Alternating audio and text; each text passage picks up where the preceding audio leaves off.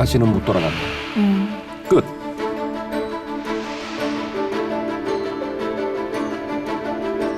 분리? 쉽지 않다.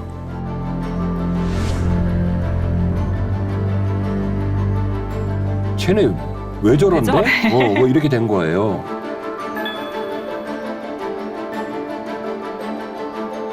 매우 밀접한 연관관계를 갖고 있다.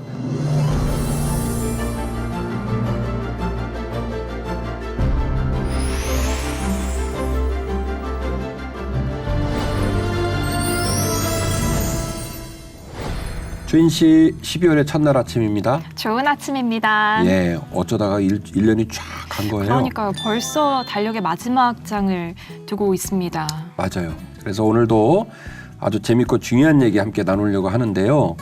오늘은 제가 노래를 불러보고 하는데 우리 주인 씨가 이 노래를 잘 아시나 모르겠어요. 한번 제가 불러볼게요. 네. 우리 프로그램에 장치가 있으니까.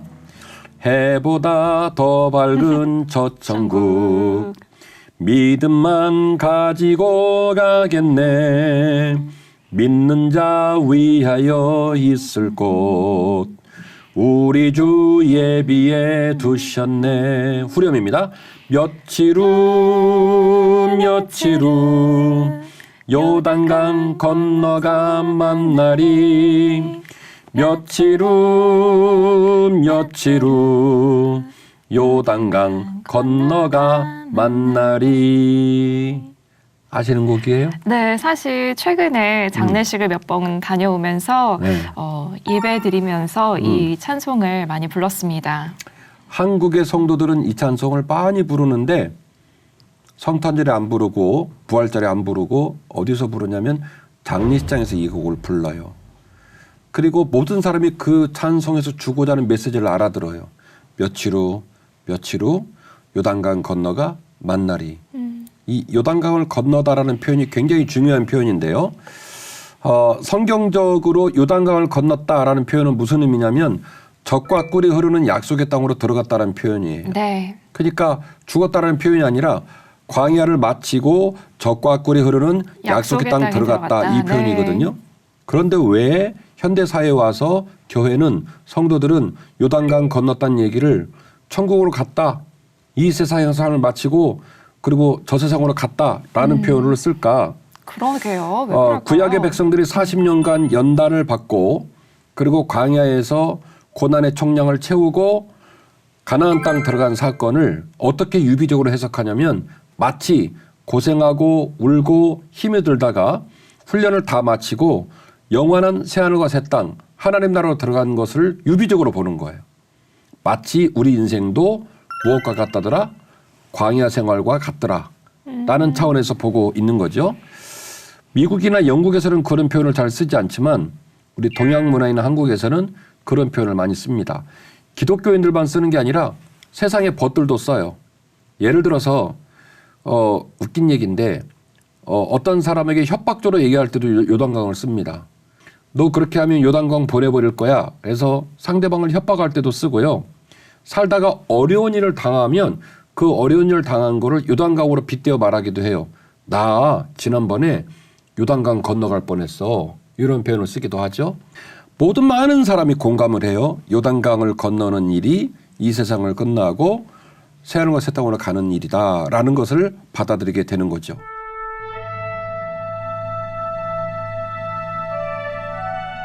광야를 감싸고 있는 두 강이 있어요.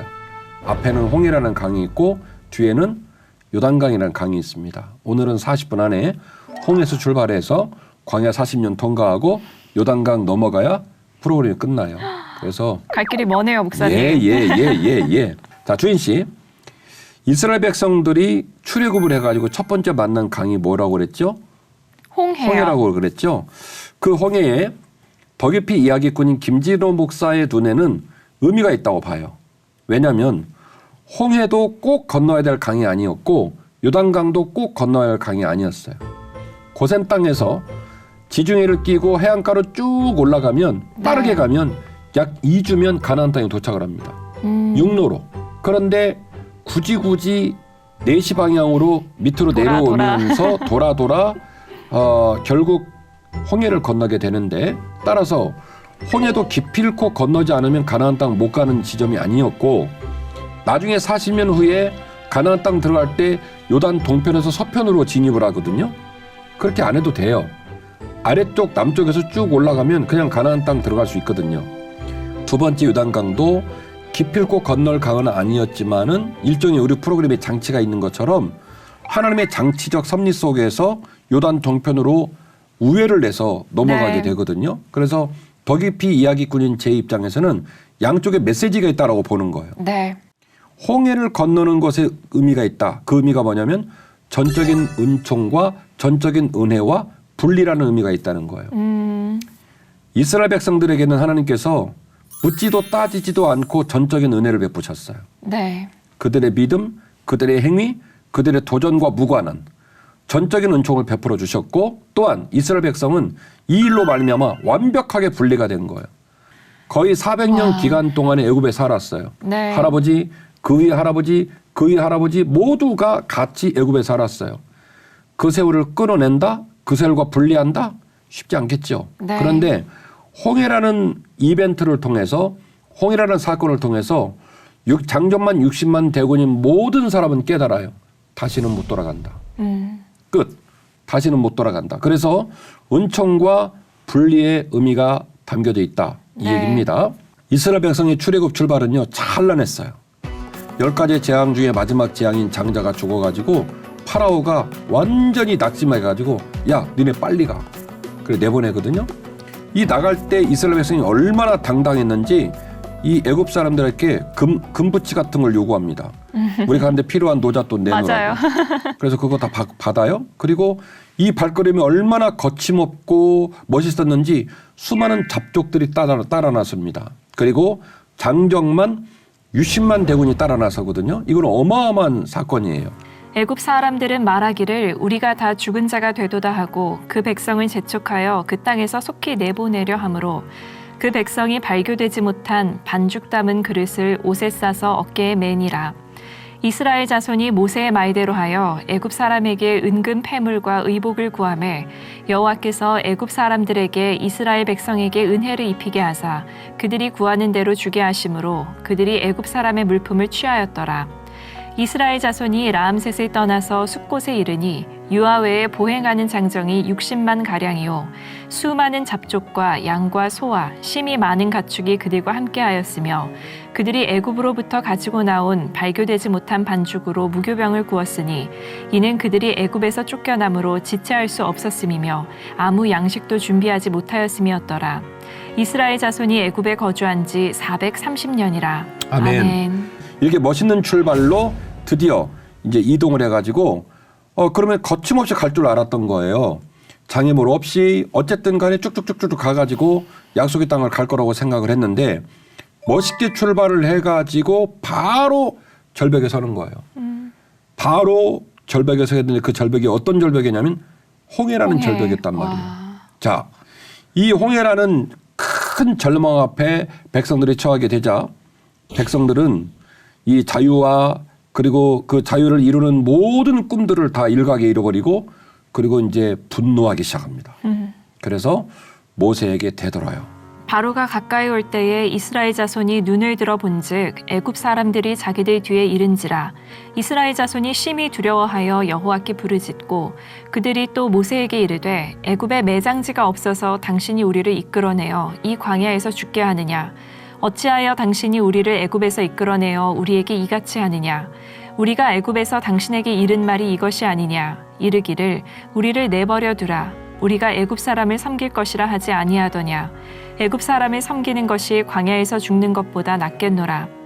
모세가 백성에게 이르되 너희는 두려워하지 말고 가만히 서서 여호와께서 오늘 너희를 위하여 행하시는 구원을 보라. 너희가 오늘 본 애굽 사람을 영원히 다시 보지 아니하리라. 아멘. 이거 중요한 얘기입니다. 네. 자, 애굽에서의 삶을 뭐라고 평가하냐면 차라리 좋았다. 애굽 사람 섬기는 게 괜찮았다. 뭘 괜찮아요? 모세 얘기를 알고 있지만 결국에는 인원이 많아지니까 남자에게 나오면 다 죽이라고 그랬잖아요. 나중에는 지푸라기를 비롯한 재료도 주지 않고 흙벽돌을 만들라고 했잖아요. 맞아요. 네. 말이 돼요? 자기들이 그곳에 있을 때 그냥 몸서리를 치고 구원을 꿈꾸고 더 이상 못 살겠다고 말했던 그들의 눈물을 헤아려서 하나님이 모세를 보내서 출애굽을 했는데 이제 와서 뭐라고 말하냐면 거기 있을 때가 좋았다. 애굽 사람 섬길 때가 좋았다. 우리를 묻을 데가 없어서 여기까지 나와서 묻느냐 이렇게 이 얘기를 한단 말이죠. 제가 아까 분리라는 표현을 썼죠. 자, 주인 씨 보세요. 지금 몸으로는 분리가 됐어요. 몸으로는 떠나왔어요. 그런데 그들의 의식, 가치관, 삶의 태도 분리됐나요? 안 됐나요? 안 됐어요. 안 된 거죠. 네. 그러니까 우리가 영적으로 분리된다는 건 이처럼 어려운 일이에요. 우리들 중에 모태신앙도 있고 또 인생의 노정에 주님을 만나고 신앙생활을 하지만 세상의 삶과 내가 분리된다? 주님을 섬기기 위하여 세상을 등지고 십자가를 따르고 좁은 길을 걸어간다? 쉬운 일 아닙니다. 마음은 원이로되 쉬운 일이 아니에요. 맞아요. 자, 분리돼서 왔어요. 실제로 자기들 발로 걸어왔어요. 그런데 마음은 분리가 안 됐고 의식도 분리가 안 됐고 그들의 가치관도 분리가 안 됐어요. 조금 고난을 만나니까 어려운 일을 만나니까 분리 안 된 그 모든 게 후락 올라온 거예요. 네. 하나님 입장이 둘 중에 하나예요. 이 난관과 역경을 딱 통과하게 하면 분리라는 사건을 경험하게 해줄 수 있어요. 몸만 분리된 게 아니라 마음도 분리되어지고 가치관도 분리되어지고 인생의 가치관 스스로를 완전히 뒤집을 수 있는 계기를 마련할 수 있고 이 상황에 이 난관을 풀지 못하면 드디어 이제 영원히 분리 안 되는 일이 벌어지게 되죠. 그런데 끔찍해요. 하나님께서 모세의 그 기도를 듣고 모세의 지팡이를 통해서 홍해를 가릅니다. 영어로는 레드씨, 홍해, 붉은 바다라는 뜻인데요. 이 히브리 원어로는 얌숲이라는 그 뜻이에요. 얌숲. 근데 이 뜻이 뭐냐면 갈대하고 바다의 합성어예요. 갈대 바다요? 예. 바다 플러스 갈대. 그래서 어떤 사람들은 이스라엘 백성들이 바다를 걷는 게 아니라 갈대숲을 지나간 거다. 이렇게 말을 하는 거예요. 얌숲이라는 이름 때문에. 근데 이 이야기도 미진한 게 뭐냐면 그럼 무슨 얘기가 해석이 안 되냐면 나중에 파라오의 군대가 들어와가지고 다 매장이 되잖아요. 네. 그 얘기를 설명을 못 해요. 그렇게만 볼 수는 없고 우리가 시내산 얘기할 때 거기를 시나이 반도로 얘기해요. 방패처럼 생긴 이렇게 생긴 지형이 있고 네. 양쪽으로 많이 있습니다. 이쪽에는 수에즈만, 이쪽에는 아카바만. 그래서 많이 두 개가 있는데 네. 출애굽서를 얘기할 때 수에즈만 맨 꼭대기를 지나갔다라는 설이 있고 그러려면 이쪽을 지나가서 만 끝에를 타고 쭉 내려와서 시내산이 가운데 있겠죠. 방패 가운데.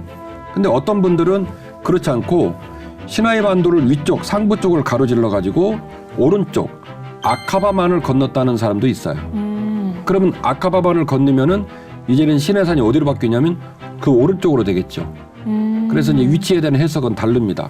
홍해의 위치와 의미는 다양한 의견을 낼 수 있습니다. 그러나 성경의 메시지는 명백합니다. 이스라엘 백성들은요, 그 홍해를 건너면서 하나님께 메시지를 받아요. 이것이 하나님의 전적인 은총이라는 사실. 아멘. 그들의 수고, 그들의 애씀, 그들의 노고로 이루어진 거 아니에요. 하나님께서 그들을 불쌍히 여기셔서 전적인 은총, 전적인 은혜로 바다를 갈라주시고 거기를 건너가게 하셨고 건너가자 무슨 일이 벌어지냐면 뒤에 파라오의 군대가 따라 들어오거든요. 네. 백성이 다 나오고 난 다음에 그 바다가 다시 합쳐지죠. 합쳐지면서 수장이 됩니다. 목사님 말씀을 듣고 나니까 이 홍해 바다의 사건은 분리시키는 일이라고 하셨잖아요. 마치 바다를 분리시켰던 것도 그런 네. 암시적인 표현이 있는 것 같고요. 나의 백성과 애굽 백성을 분리시킨다라는 메시지가 정확하게 드러나는 것 같아요. 예, 지금 제가 그걸 지적하려고 했던 거예요. 김진우 목사 이야기꾼의 표현인데 분리라는 표현을 제가 시도하는 이유는 뭐냐면 홍해 사건은 명백하게 이스라엘 백성에게는 분리 사건이에요. 다시는 못 돌아간다. 네. 왜요? 지형적으로도 다시 홍해를 갈라야 갈 수 있기 때문에 못 돌아가는 그쵸. 것이고 그리고 정치적으로도 못 돌아가는 게 파라오가 보낸 모든 군대를 홍해에다 수장을 시켰기 때문에 네. 만약에 갈 수 있었던 치더라도 파라오 가만 안 있죠. 네. 가만 놔두겠습니까? 그러니까 지형적으로도 분리가 되고 관계적으로도 정치적으로도 분리가 된 거예요. 요단강을 얘기하고 광야 이야기를 우리 인생으로 얘기한다고 제가 얘기를 했죠. 네. 그러면 계속 우리는 이 두 가지의 강 이야기와 광야를 연구하고 함께 나누면서 우리의 인생을 생각해 봐야 돼요. 주인 씨도 저도 우리 제작팀 시청자들도 인생의 어느 날 홍해를 걷는 거예요.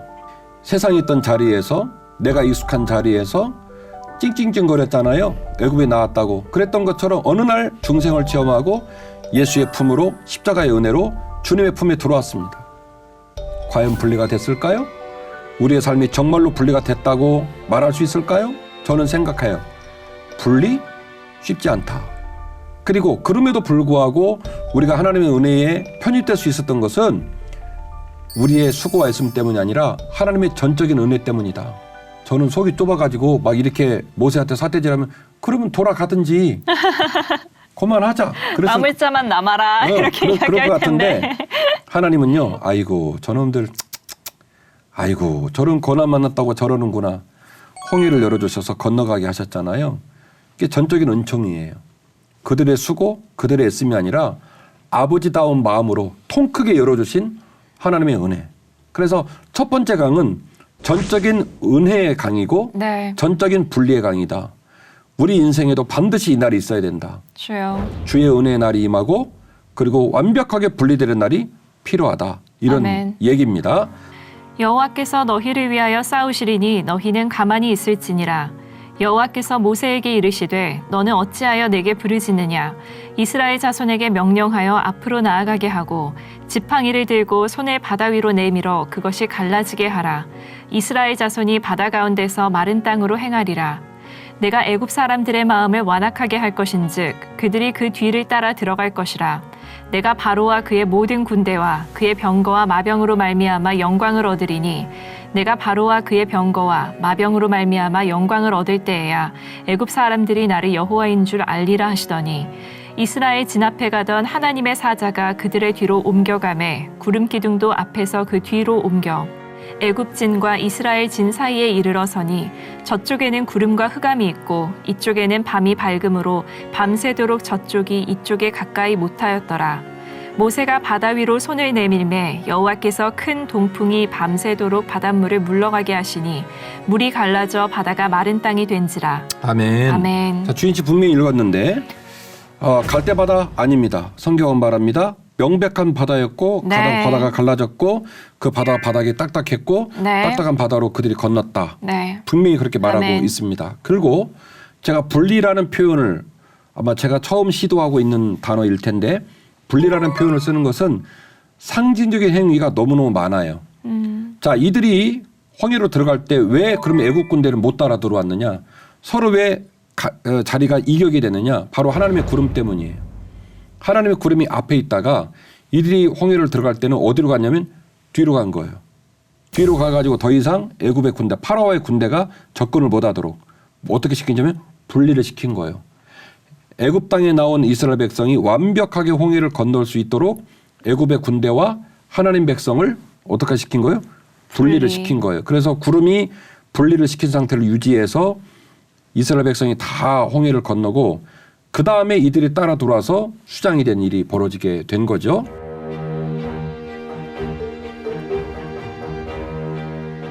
신약 성경에도 홍해 도화 사건을 해석하는 본문이 있어요. 제가 말씀드리는 건 뭐냐면 홍해 도화 사건은 그냥 단순히 강 건넜대, 바다를 건넜대 이렇게 읽으면 안 된다는 거예요. 의미가 있다. 해석이 필요하다라고 네. 주장을 하면서 제가 뭐라고 주장하냐면 전적인 은총의 사건이었고 또한 분리의 사건이었다. 네. 라고 해석을 하고 있는 것처럼 신약 성경에서도 홍해 사건을 해석한다니까요. 되게 신기한 얘기인데요. 읽어주시기 바랍니다. 해석하죠?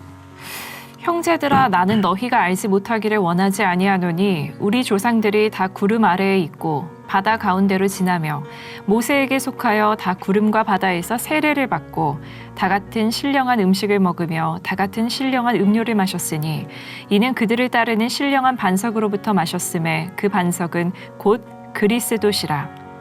그러나 그들의 다수를 하나님이 기뻐하지 아니하셨으므로 그들이 광야에서 멸망을 받았느니라. 아멘. 아멘. 홍해바다 사건을 세례라고 표현을 했어요. 예, 제가 너무 기분이 조금 흡족한데 사도 바울이 고린도교 교인들에게 홍해 사건을 언급하면서 홍해 사건을 해석을 합니다.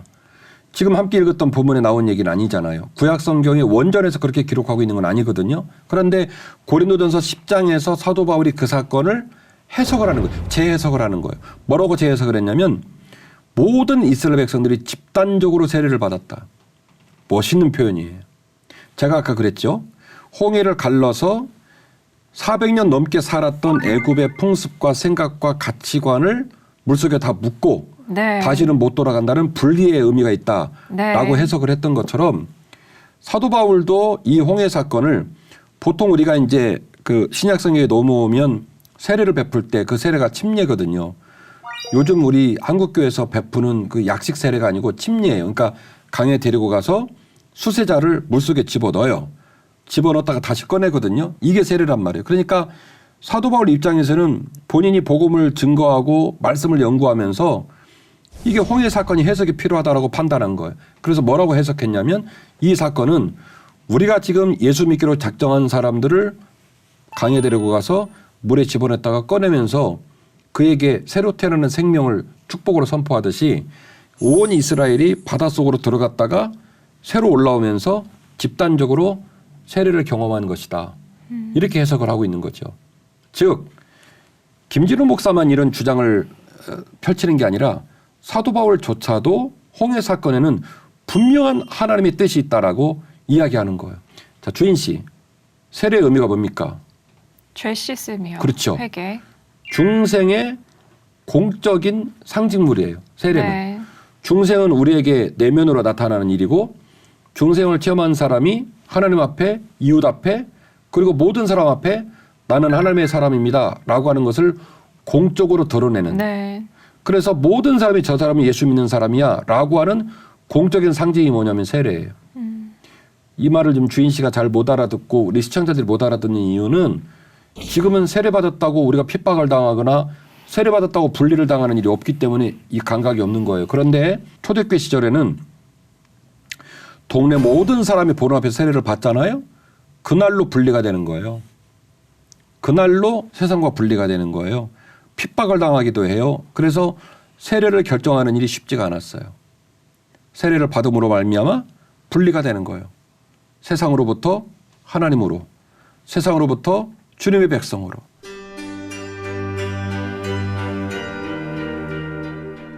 광야는 말씀과 먹임으로 신자의 삶을 배우는 광야 학교였어요. 광야 학교. 그래서 광야를 잘 우리가 묵상하면 거기서 우리 인생을 볼 수 있어요. 광야를.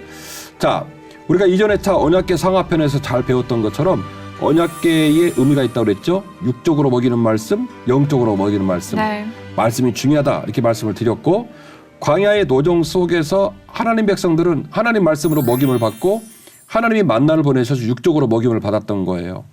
자, 광야라는 말은 황무지라는 말, 벌판이라는 말인데 히브리 말로는 미드바르라고 읽어요. 미드바르. 잘 알지도 못하는 히브리 말을 우리 시청자들에게 소개하는 이유가 있습니다.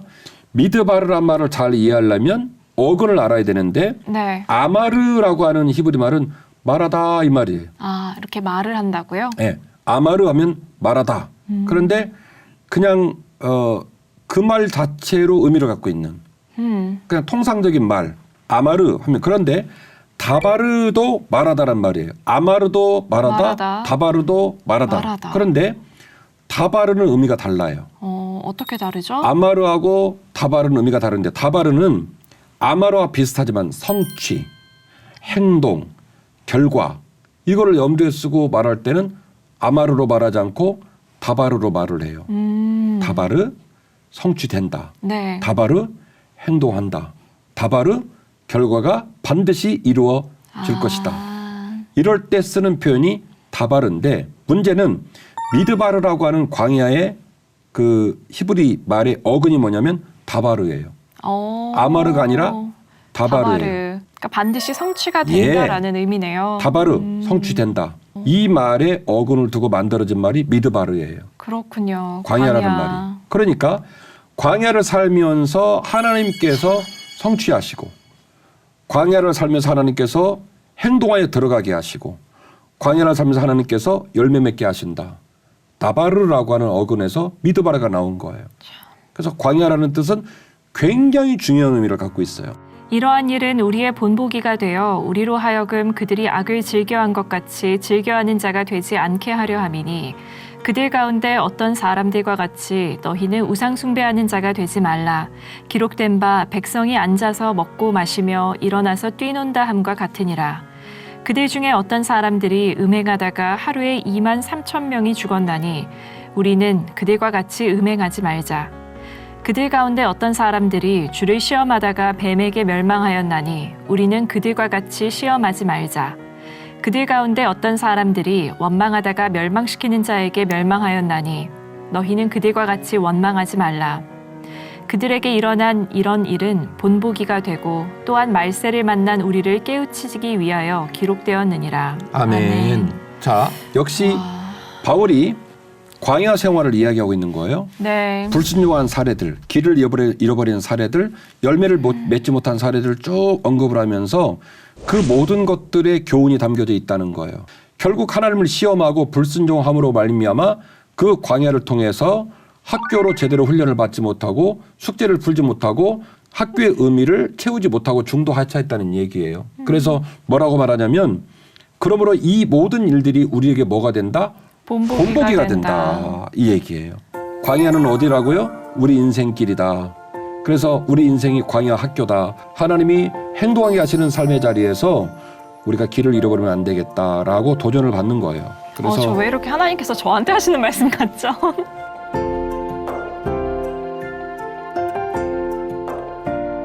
처음에는 홍해로 시작을 했고 광야를 통과하고 이제 두 번째 강인 요단강을 만나게 됩니다. 더 깊이 이야기꾼인 제 눈에 보여진 요단강은요. 순종과 결단 의미가 담겨져 있어요. 순종과 결단.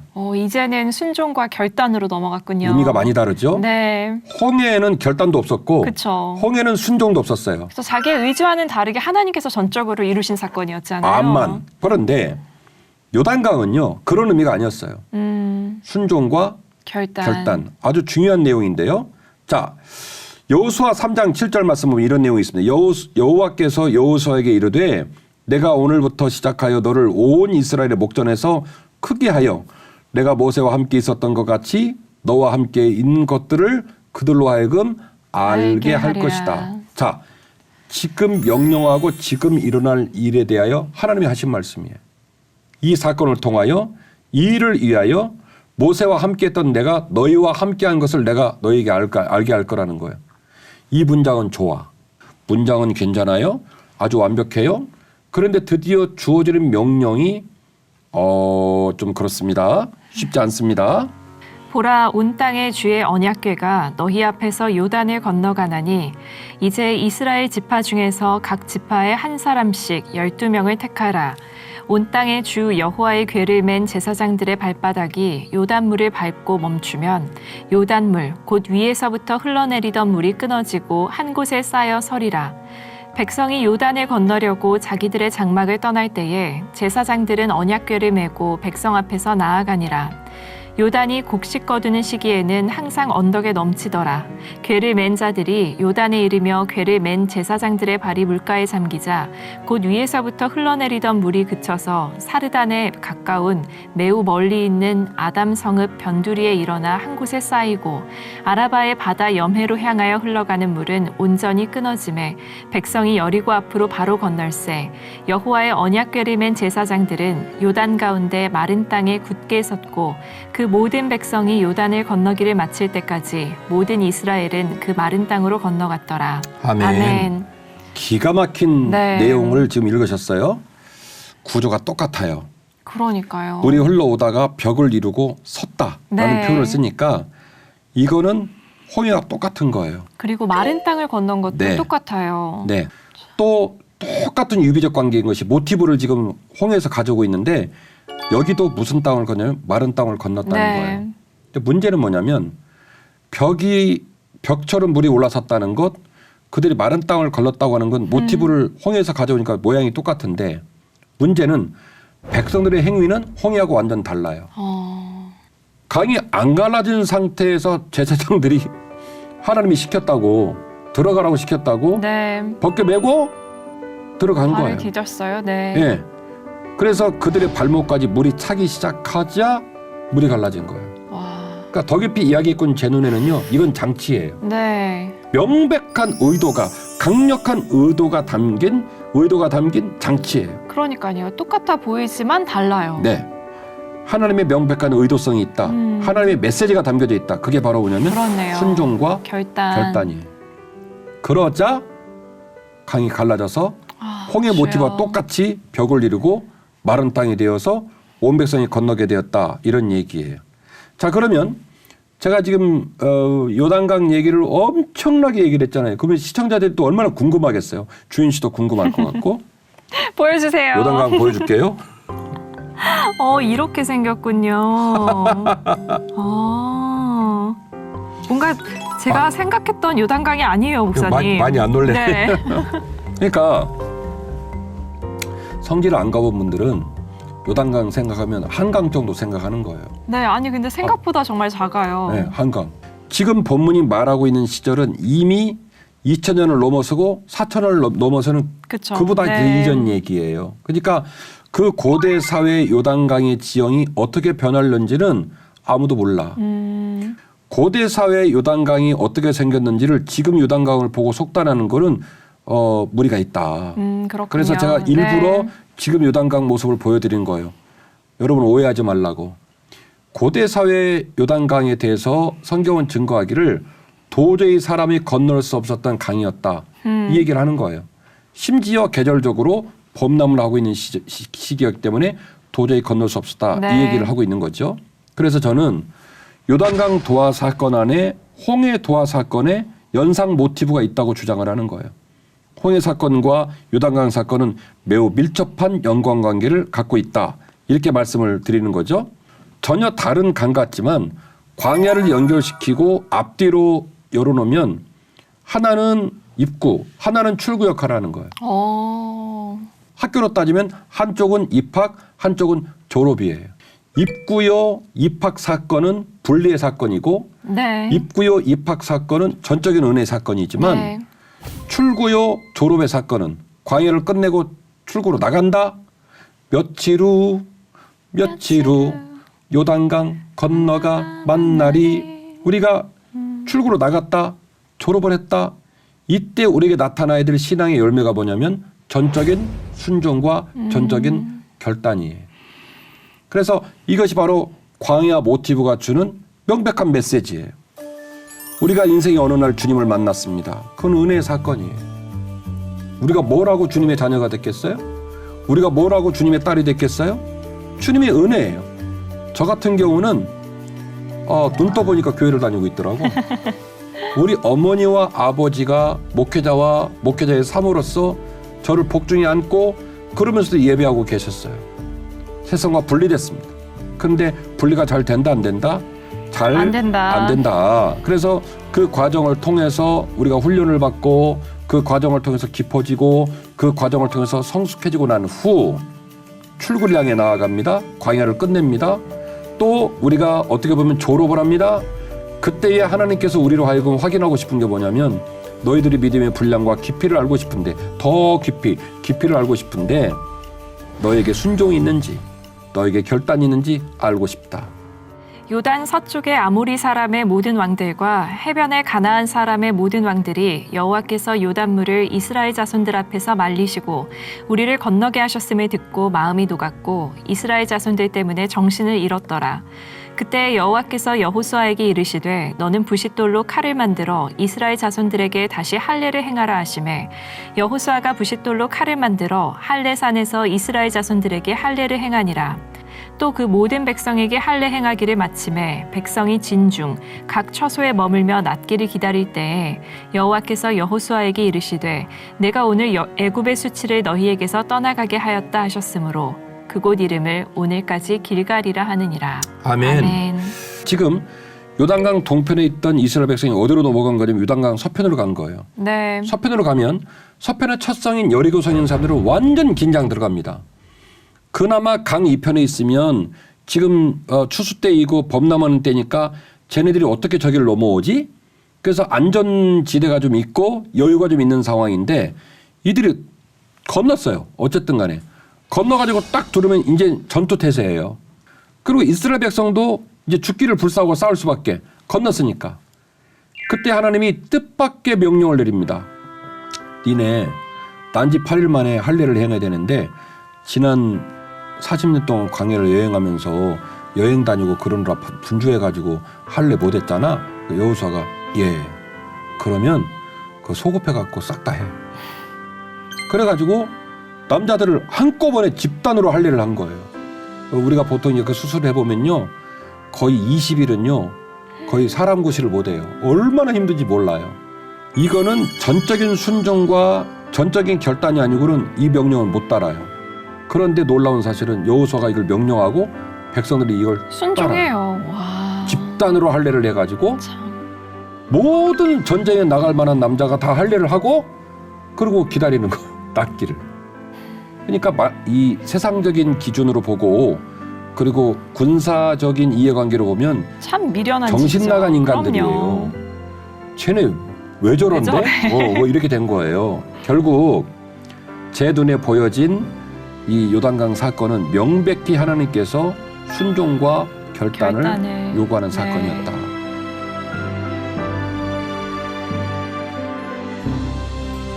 목사님께서 오늘 광야를 학교에 비교를 하시면서 말씀을 해주셨는데 네. 이야기를 들으면서 제가 하나님께서 저한테 하시는 말씀 같다고 짧게 말을 했었잖아요. 그렇죠. 마치 저는 그 광야 학교에서 매번 낙제하고 죽은 1세대 이스라엘 백성 같아요. 그렇지만 이전 다윗 편에서도 목사님께서 말씀하신 것처럼 그 광야 생활을 통한 인턴십, 도피 생활을 통한 인턴십이 있었듯이 네. 모든 신앙인들의 삶에는 하나님께서 분리시킨 후에 이렇게 이루시기 위한 광야 네. 학교가 있고 예. 또 순종과 결단을 통하여서 졸업이라는 그 일련의 과정이 있는 것 같아요. 그래서 네. 오늘 시청하시는 분들은 저도 마찬가지지만 네. 또 새롭게 순종하고 결단할 수 있는 원동력이 오늘 이 말씀을 통해서 듣고 그런 시간이 될 수 있기를 간절히 소망합니다. 광야라는 말이 히브리 말이 미드바르라고 그랬죠? 네. 어근은 다바르. 하나님이 성취하신다. 아멘. 하나님이 이끌어 가신다. 하나님께서 열매 맺게 하신다. 이걸 믿어야 돼요. 그래서 주인 씨도 저도 시청자들도 다바르 하나님이 성취하신다. 우리에게 말씀을 주신 하나님을 붙들고 오늘 하루 평생 동안 주님 따르는 모두가 되었으면 좋겠습니다. 아멘. 감사해요. 감사합니다. 다음 주에 봬요. 네.